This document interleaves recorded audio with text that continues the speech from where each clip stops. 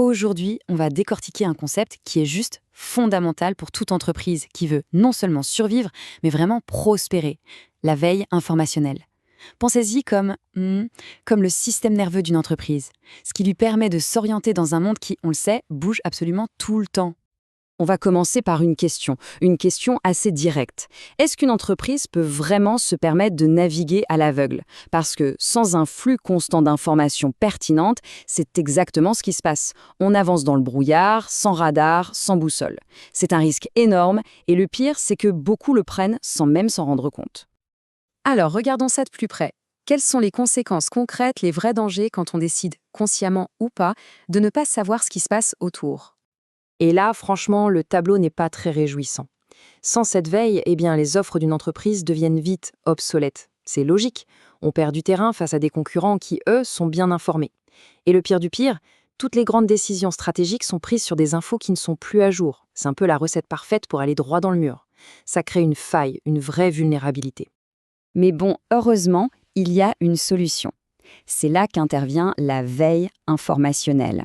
C'est un peu comme allumer les phares d'une voiture en pleine nuit. Ça agit comme un véritable radar stratégique qui permet, enfin, de voir clairement où l'on va et ce qui nous entoure. Alors concrètement, de quoi on parle? Attention, ce n'est pas juste faire une petite recherche sur Internet de temps en temps, non, non. C'est un processus, c'est continu, c'est une vraie discipline. L'idée, c'est de collecter, d'analyser et surtout d'utiliser l'information pour toujours avoir un coup d'avance. Et ce processus, il tient sur 4 grands piliers. D'abord, il est continu. Bah oui, le marché ne s'arrête jamais. Ensuite, l'anticipation. Le but, c'est de prévoir les tendances, pas de les subir. Troisième pilier, la surveillance. Il faut garder un œil sur ce que font les concurrents, évidemment, pour repérer les menaces et les opportunités. Et enfin, le plus important, tout ça doit servir à quelque chose, le soutien à la décision. L'info doit aider à prendre de meilleures décisions, tout simplement. Et pourquoi faire tout ça? Les objectifs sont hyper clairs. C'est pour devenir plus compétitif, pour repérer les opportunités avant tout le monde, pour vraiment, vraiment comprendre ce que les clients veulent. Et surtout, pour être capable de s'adapter très, très vite. La rapidité, aujourd'hui, c'est la clé de tout. Bon, d'accord, on a bien compris le pourquoi. Maintenant, la grande question, c'est comment. Comment on construit concrètement un système de veille qui tient la route? Parce que ça ne s'improvise pas, il faut une vraie méthode.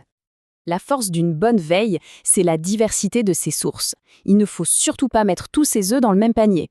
On va piocher un peu partout, dans des bases de données très pointues pour avoir des chiffres fiables, sur les sites institutionnels pour la crédibilité, mais aussi dans la presse spécialisée et sur les réseaux sociaux pour prendre la température du marché. Et bien sûr, on analyse directement ce que font les concurrents. Pour que la recherche soit efficace, il faut être malin. Il ne s'agit pas juste de taper un mot au hasard, non. Il faut définir des mots-clés hyper précis, utiliser ce qu'on appelle des opérateurs booléens, vous savez, les et, ou, sauf, pour vraiment filtrer le bruit.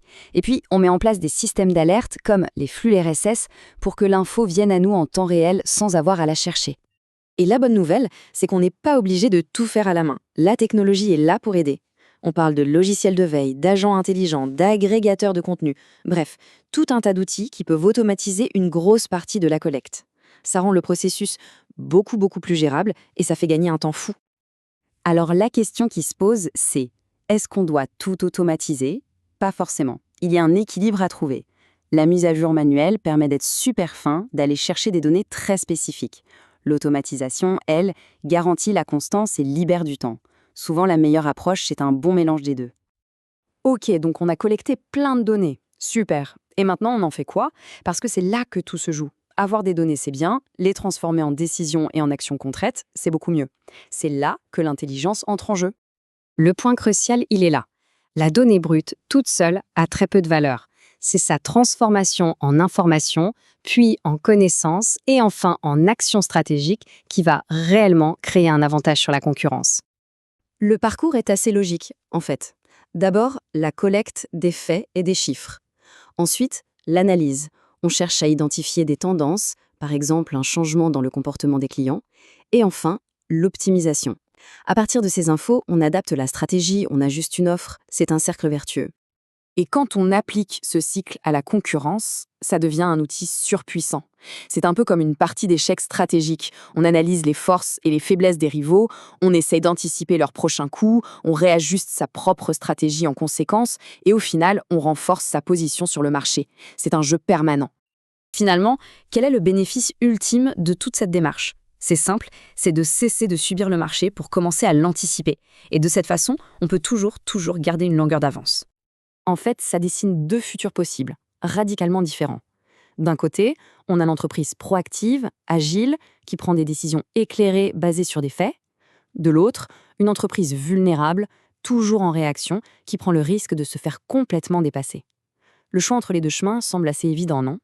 Pour tout résumer, tout est une question d'adaptation. Dans un monde qui change à toute vitesse, la seule façon de durer, c'est de comprendre ces changements et d'évoluer avec eux. Et l'information, c'est tout simplement le carburant de cette adaptation. Et pour finir, je vous laisse avec une question à méditer. Quelle est l'information cruciale qui, si on la connaissait aujourd'hui, pourrait absolument tout changer pour une entreprise? C'est souvent là, dans la réponse à cette question, que commence une stratégie de veille vraiment efficace.